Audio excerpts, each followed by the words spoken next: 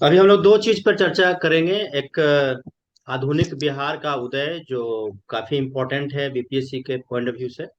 और दूसरा, ईडब्ल्यूएस के रिजर्वेशन पर जो डिसीजन आया है माननीय सुप्रीम कोर्ट का, उस पर हम लोग बात करेंगे, ठीक है।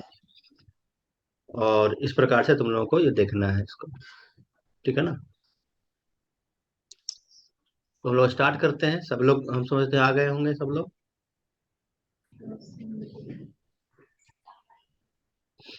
और ये पीडीएफ भी हिंदी इंग्लिश दोनों मीडियम में मिलेगा। अभी तो चूंकि सामने में हिंदी वाला था, जिन हिंदी वाला स्क्रीन हम यहाँ पर शेयर कर रहे हैं। और जो विद्यार्थी, जो लोग जुड़े हुए हैं, जिनका जो मीडियम है, उसके मीडियम के अकॉर्डिंगली उन सबको ये नोट्स मिल जाएगा, ठीक है ना। तो बात करते हैं, आधुनिक बिहार के बारे में बात कर रहे हैं। आधुनिक बिहार का उदय किस प्रकार से हुआ है, एक बार क्वेश्चन बीपीएससी में आया हुआ है ना। क्योंकि बीपीएससी में आया हुआ है, इसलिए इसको हम लोग एक बार देख लेंगे। बाकी जो हम लोगों ने क्लासेज में, है ना, करना है बहुत सारा चीज, उसके साथ साथ इसको भी आगे करना है हम लोग को, ठीक है। तो बिहार के भौगोलिक क्षेत्र की चर्चा सबसे पहले मिलती है शतपथ ब्राह्मण में। याद रखना है, शतपथ ब्राह्मण में इस चर्चा सबसे पहले मिलती है। और इसका अपना एक अलग इतिहास रहा है। और पहले यह मगध साम्राज्य की राजधानी रही है बिहार। और एक तबकाते नासरी है, तबकाते नासरी क्षेत्र को बिहार कहा गया है। स्पीकर ऑफ रखो। 1580 ईस्वी में अकबर ने इसे प्रांत का दर्जा दिया था और उसे बंगाल प्रांत में मिला दिया था। मतलब हम लोग थोड़ा पीछे से आ रहे हैं, ऐतिहासिक काल से आ रहे हैं। और ऐतिहासिक काल में हम लोग देख रहे हैं, ठीक है ना, कि अकबर ने इसको प्रांत का दर्जा दिया था, ठीक है। और बिहार का अस्तित्व औरंगजेब की मृत्यु के बाद कमजोर हो जाता है, ठीक है। उसके बाद हम लोग देख रहे हैं इसको कि जो बंगाल के, ठीक है, बक्सर की लड़ाई के बाद मुगल सम्राट यहाँ पर शाह आलम जब पराजित होता है, पराजित होने के बाद बंगाल, बिहार, उड़ीसा की दीवानी अंग्रेजों को प्राप्त हो गई थी, ठीक है ना। दिख रहा है सबको? Yes sir. Yes sir. Hmm. इसको आगे हम लोग आते हैं कि 23 अक्टूबर को जब बक्सर की लड़ाई होती है, उसके बाद बंगाल, बिहार, उड़ीसा की दीवानी मिल जाती है। दीवानी का मतलब समझते हो ना? दीवानी का मतलब क्या होता है? रेवेन्यू दीवानी राइट का राइट्स। मतलब है टैक्स कलेक्टिंग राइट, है ना। टैक्स कलेक्टिंग राइट मिल जाता है अंग्रेजों को। उसके बाद क्या होता है कि विभिन्न प्रकार से सोशल इकोनॉमिकल रिफॉर्म्स भी बंगाल में होने लगे, ठीक है। तो इससे क्या होता है कि वहां पर जो लोकल लोग थे, उनको ज्यादा से ज्यादा लाभ मिलना शुरू हो गया। इसके साथ जब बंगाल के लोगों को ज्यादा लाभ शुरू होना हो गया, तो बिहार वाला क्षेत्र जो था, बिहार वाले क्षेत्र को समस्याएं होनी प्रारंभ हो गई। क्योंकि आधुनिक बिहार के उदय को समझने के लिए इस बात को अच्छे से समझना है कि बिहारी अस्मिता थी, बिहार का जो अपना एग्जिस्टेंस था, वो धीरे धीरे हो रहा था।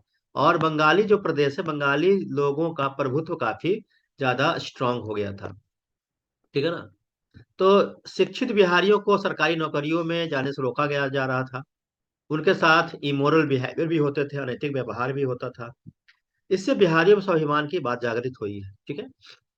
मतलब जब पार्टिसिपेशन नहीं मिल रहा था सोशल, इकोनॉमिकल, पॉलिटिकल, एजुकेशन के फील्ड में, तो बिहारी लोगों को लगा कि हमें बंगाल से अलग होने के बाद ही कुछ अपना हम कर सकते हैं। इसलिए अपनी अलग पहचान बनाने में, ठीक है, ये मग्न हो गए, उसमें लग गए, ठीक है। अलग पहचान बनाने के लिए इन लोगों का ध्यान चला गया। क्लियर है? उसके बाद आगे जब हम मॉडर्न में पहुंचते हैं, जब कांग्रेस की स्थापना हो जाती है जिस समय, उसके बाद क्या क्या हुआ, इस चीज को हम लोग को देखना है। तो 1885 ईस्वी में, ठीक है, 1885 ईस्वी में जब कांग्रेस का गठन होता है, उसके बाद जो यहाँ पे शिक्षित बिहारी लोग थे, शिक्षित बिहारियों ने अपना एक नारा दिया, बिहार बिहारियों का है। मतलब बिहार बिहारियों का है, ये नारा दिया गया, ठीक है। और इससे क्या हुआ कि क्षेत्रता की भावना सामने आई। मतलब रीजनल, ठीक है, इमोशंस यहाँ पर जगना शुरू हो गया। और हमारे यहाँ सच्चिदानंद सिन्हा का नाम तुम लोग सुने होंगे, ठीक है। सच्चिदानंद सिन्हा संविधान सभा के पहले अध्यक्ष रह चुके हैं, स्थायी अध्यक्ष रह चुके हैं, ठीक है ना, तुम लोग जानते हो। और अपने चुने गए साथियों के साथ अलग राज्य का जोरदार समर्थन करना शुरू कर दिया। और इसी बीच में महेश नारायण, सब नाम याद रखना पड़ेगा, महेश नारायण बंगालियों के द्वेष भावना से आहत होकर बंगाल को उन्होंने छोड़ दिया था। उसके बाद इसको जो हमारा समाचार पत्र है, समाचार पत्रों के माध्यम से बिहार की मांग को भी आगे बढ़ाने की कोशिश की गई। 1894 ईस्वी में महेश नारायण द्वारा बिहार टाइम्स समाचार पत्र में बिहार के अलग राज्य के दर्जे की जोरदार तरीके से मांग रखा गया था। मतलब डिमांड हो गया सेपरेट स्टेट का, सेपरेट स्टेट बिहार को मिलना चाहिए। और उस समय का जो डिप्टी गवर्नर थे चार्ल्स इलियट, इलियट है ये चार्ल्स इलियट, उनको उन्होंने अपना एक मेमोरेंडम सौंपा। और इस मेमोरेंडम को उन्होंने एक्सेप्ट नहीं किया, इसको नहीं माना। ठीक है। फिर भी दोनों नेताओं ने अलग माहौल बनाने का प्रयास अपना जारी रखा, मतलब अलग से काम करने के लिए वो लगे रहे। और 1904 ईस्वी में, मतलब 10 साल के बाद, वो पेज बाय पेज, पीरियड को एकदम याद रखना है, ऑर्डर वाइज सब लिखा हुआ है। 1904 में सच्चिदानंद सिन्हा के द्वारा एक लेख हिंदुस्तान रिव्यू प्रकाशित किया गया था। हिंदुस्तान रिव्यू एक मैगजीन है। ठीक है। पार्टीशन ऑफ बंगाल, यहाँ थोड़ा सा गलत लिखा गया है, partition of Bengal lower province an alternative proposal, इसको तो ठीक कर लेना, बाद में हम लोग कर लेंगे इसको। ठीक है। इस प्रकार से ये जो आया, ऐसा माहौल बनना शुरू होता है। और इसके बाद आगे हम लोग बढ़ते हैं 1905 ईस्वी में। ठीक है। 1905 ईस्वी में एक अलग लेख प्रकाशित होता है जिसका नाम था partition of Bengal and separation of Bihar.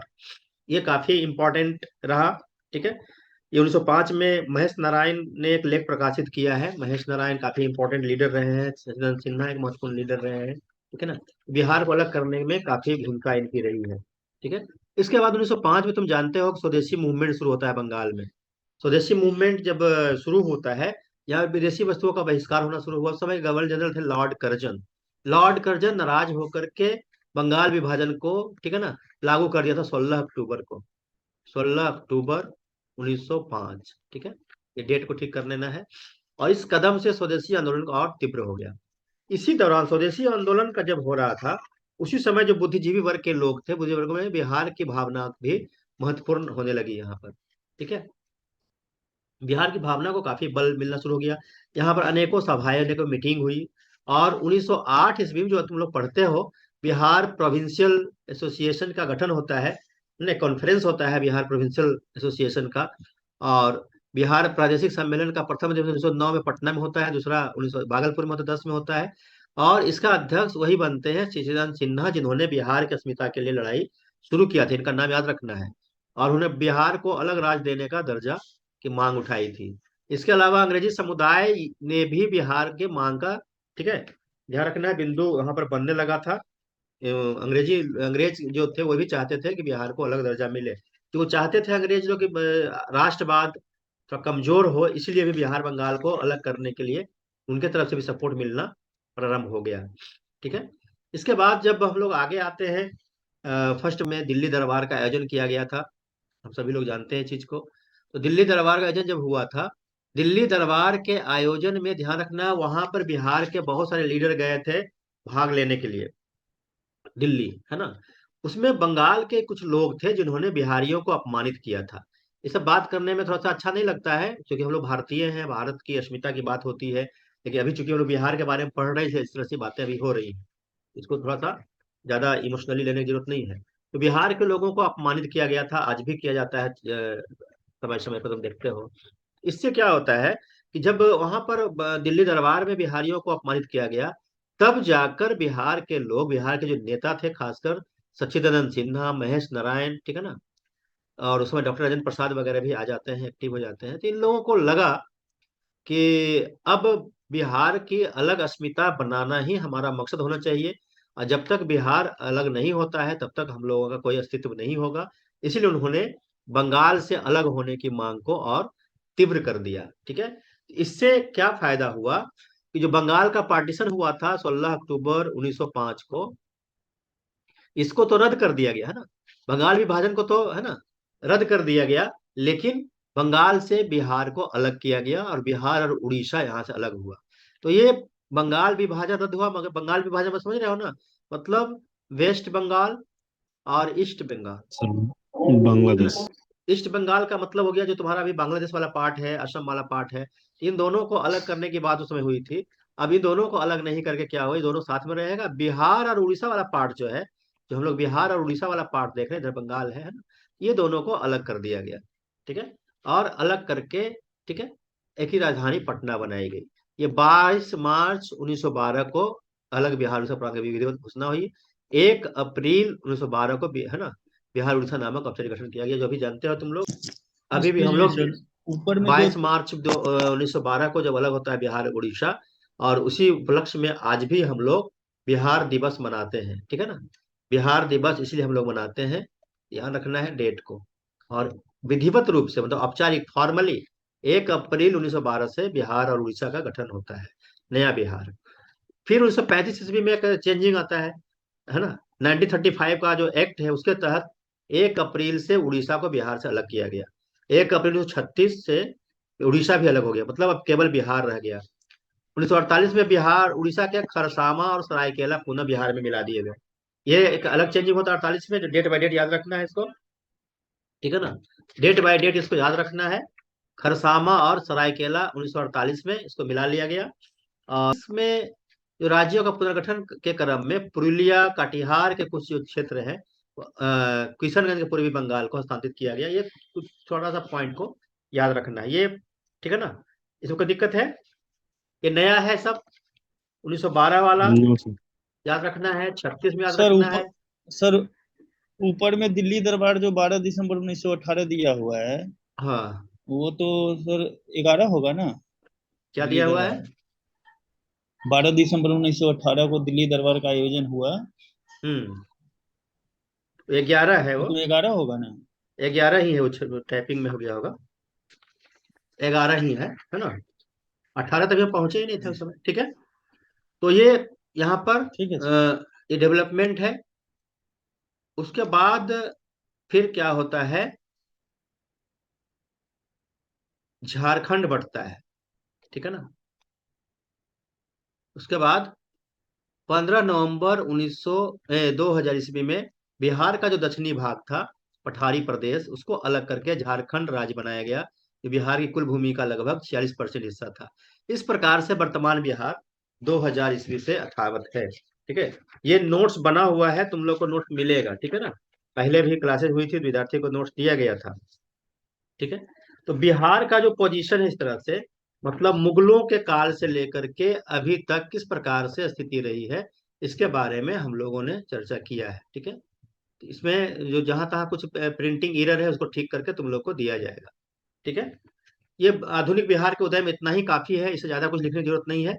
हाँ, आगे हम लोग आएंगे, इसमें कुछ पॉइंट आता है, जैसे बिहार राज्य के अलग होने के प्रमुख मांग का क्या कारण था। क्या कारण था कि भाई हम लोग अलग मांग कर रहे थे। ठीक है, एक तो रीजन होगा। तो खास करके बंगालियों के द्वारा बिहारियों की उपेक्षा किए जाने से बिहारियों के मन में एक आक्रोश की भावना थी एक। ठीक है, खासकर जो नौकरियां थी, सरकारी नौकरियां थी, बंगाली प्रमुख प्रभुत्व बढ़ता जा रहा था। ठीक है, तो निश्चित रूप से जो नौकरियां होती है, मतलब आर्थिक उपार्जन का एक साधन है। और आर्थिक उपार्जन जब किसी भी व्यक्ति को या समूह को, उसमें कई समस्याएं होती है, चैलेंजेज आता है, प्रतिस्पर्धा होती है, तो निश्चित रूप से मन में आक्रोश होता है। तो पहला पॉइंट तो है ये, आर्थिक कारण इसको हम कह सकते हैं। और खास करके सर्विस का ये है। दूसरा है, बिहार के लोगों की आर्थिक हालत नाजुक होती जा रही थी। आर्थिक हालत से तो यहाँ देखो, नौकरियों में बंगाली हिस्सा बढ़ रहा था, व्यापार वाणिज्य भी बंगाल में ज्यादा था, बिहार की उपेक्षा हो रही थी। तो बिहार की जब उपेक्षा हो रही थी, यहाँ पर किसी प्रकार का डेवलपमेंट के वर्क नहीं हो रहे थे, इससे भी लोग नाराज थे। धीरे धीरे मध्यम वर्ग का उदय होने लगा था यहाँ पर। ठीक है, तो मध्यम वर्ग का जब उदय होने लगा था, ये लोग चाह रहे थे कि भाई बिहार का भी डेवलपमेंट हो, व्यापार वाणिज्य के साधन उपलब्ध हो यहाँ पर। ठीक है ना, और हम लोग अच्छे से बिहार में रहकर बिहार में हम लोग अपने आप को डेवलप कर सकें। ये था मध्यम वर्ग का उदय का। तीसरा, अगला है कि बिहारियों की स्वतंत्र अस्मिता की तलाश हो रही थी, मतलब एक इंडिपेंडेंट एग्जिस्टेंस। ठीक है ना, यहाँ पर हम लोग खोजना प्रारंभ कर दिए बिहार का। ठीक, ये भी डिमांड था।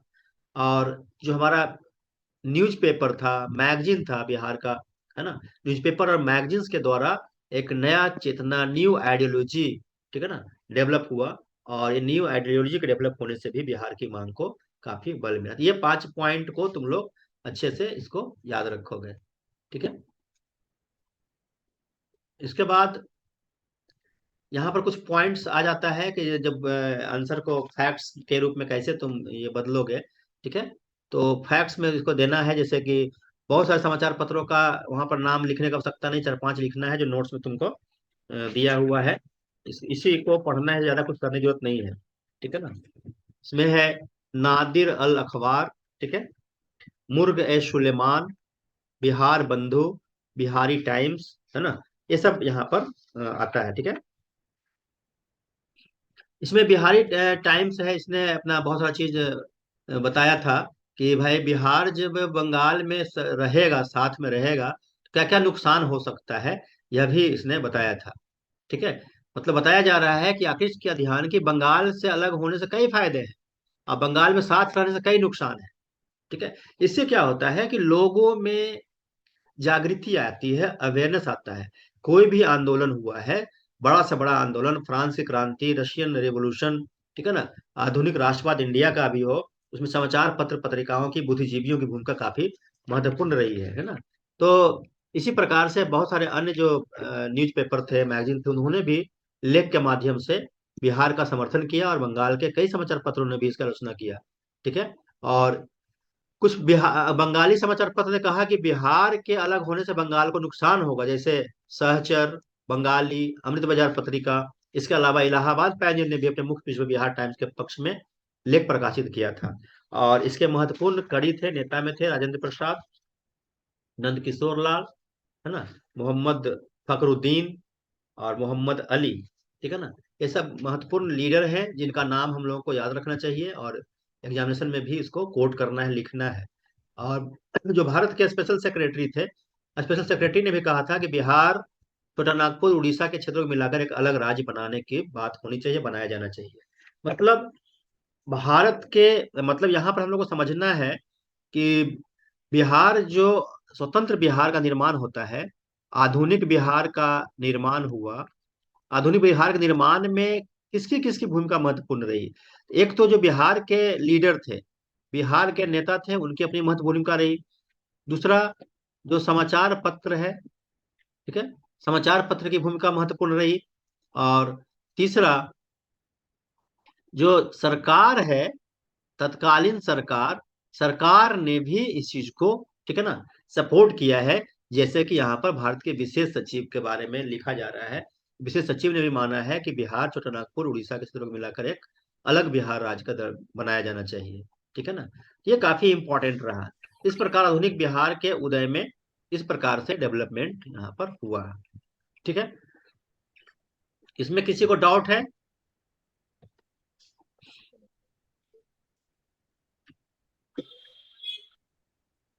किसी को डाउट है तो बोल सकते हो।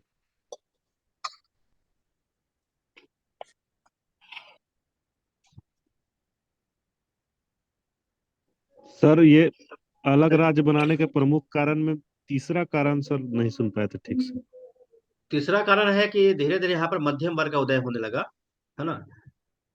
मध्यम वर्ग, मिडिल क्लासेस जो थे यहाँ पर, ठीक है, उनका उदय होना जब शुरू हुआ, तो मिडिल क्लास बेसिकली व्यापार वाणिज्य से जुड़ा हुआ रहता है। मिडिल क्लास सरकारी नौकरियां चाहता है, मिडिल क्लास अपने पूंजी का इन्वेस्टमेंट चाहता है, उपयोग चाहता है। ठीक है, और इसके लिए उसको लगता है कि भाई जब तक हम स्वतंत्र नहीं होंगे, मतलब अलग हमारा अस्तित्व नहीं होगा, तब तक हमें फायदा नहीं होगा। ठीक है, और वो चाहता है कि भाई बाजार में हमारा प्रभुत्व रहे।